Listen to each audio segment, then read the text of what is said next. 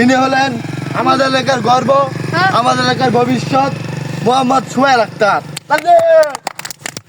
তিনি হলেন আমাদের এলাকার উজ্জ্বল নক্ষত্র। তিনি সাকিব আল হাসান, মুশফিকুর রহিম, মুস্তাফিজুর রহমান। তিনি আমাদের এলাকার গর্ব, তিনি সব।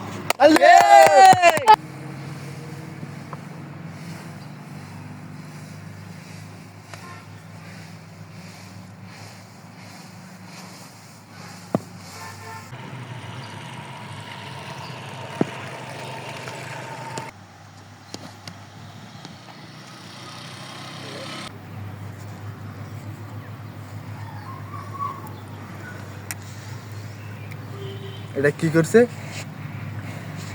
এটা কি করছে?